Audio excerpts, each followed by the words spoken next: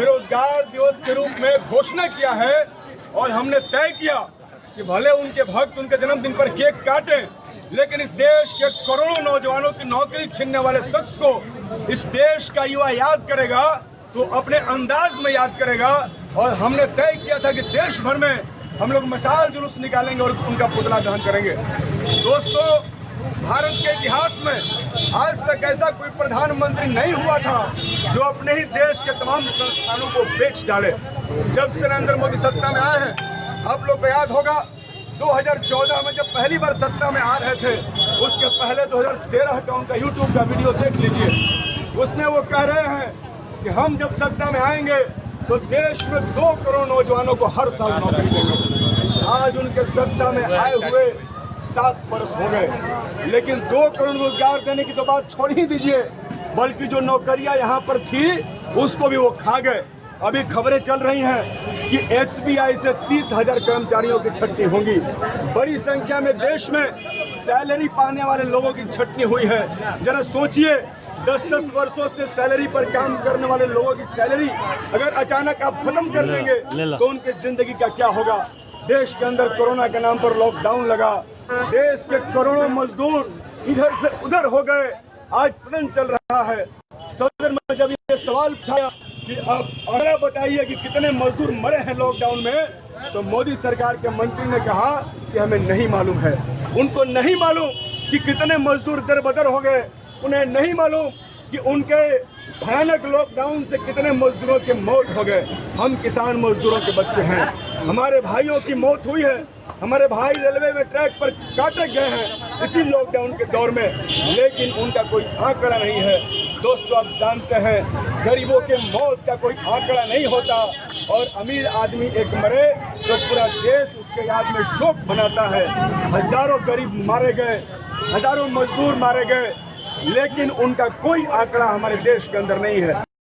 इसलिए हमने तय किया ये देश के अंदर रोजगारी बढ़ाने वाले रेलवे जो सबसे बड़ी संस्थान है इस देश में, जिसमें नौकरी करने का सपना एक एक आदमी का होता है। एक गरीब आदमी का बेटा खूब मेहनत इसलिए करता है ताकि उसकी नौकरी लगे तो वो रेलवे के अंदर जा करके अपने परिवार को बेहतरी के रास्ते पर लेके जा सके।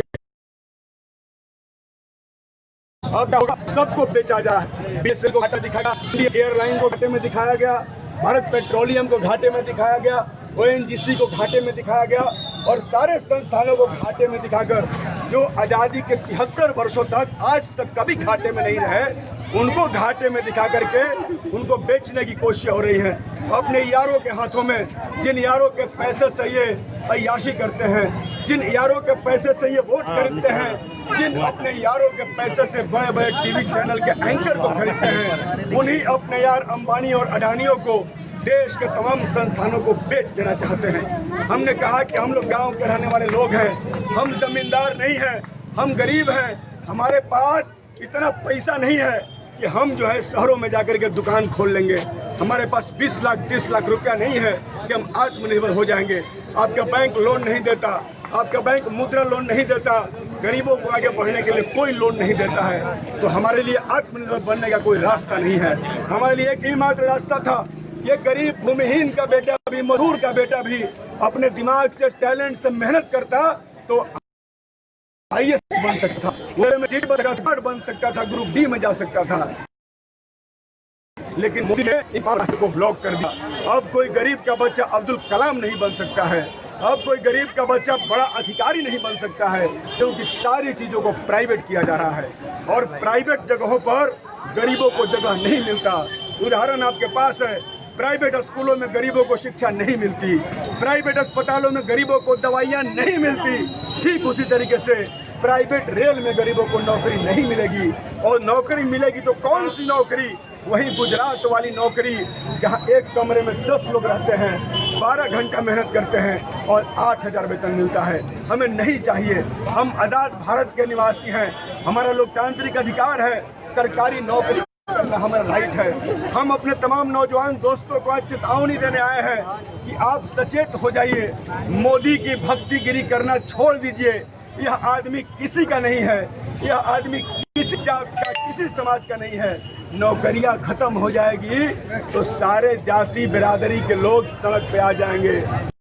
आप अपनी बर्बादी का जन्म मनाइए और आप खुद को बर्बाद हो जाने का इंतजार मत कीजिए। बर्बादी से पहले हम आपको सचेत करने के लिए आए हुए हैं कि आप अपने को बर्बाद हो जाने से पहले सचेत हो जाइए। आइए इस सरकार के खिलाफ होइए, इस सरकार के खिलाफ खड़ा होइए। आइए, क्योंकि आपका रोजगार छीन रहा है, क्योंकि आपके बच्चों के मुंह से निवाला छीन रहा है, इसलिए इसके खिलाफ लड़ाई लड़ना जरूरी है। दोस्तों, इसीलिए आज के दिन हमने उनके जन्मदिन को चुना। पुतला लेकर के, मशाल लेकर के यहाँ पे हम लोग आए। मशाल जलते हुए अंतिम 3 मशाल जल रहा है। इन्हीं 3 मशालों से मोदी जी के पुतले में हम आग लगाएंगे। इन्हीं बातों के साथ बेरोजगारी के खिलाफ पूरा देश का युवा जाग रहा है। और जो लोग आज भी मोदी भक्ति में लीन हैं, वो याद रखें कि वो अपनी पीढ़ियों के साथ गद्दारी कर रहे हैं। वो याद रखें कि वो अपने आने वाले बच्चों के भविष्य के खिलाफ हैं। इसलिए अगर आप बच्चों का भविष्य चाहते हैं, अगर आप देश के पक्ष में खड़े हैं, आपके अंदर राष्ट्रवाद की भावना है, तो आपको सरकारी संस्थानों को बचाना ही होगा। और मुझे बात कह के मैं अपनी बात को खत्म करूंगा। इसी से आप इनके पुतले में आग लगाइए। राज्य कार्यक्रम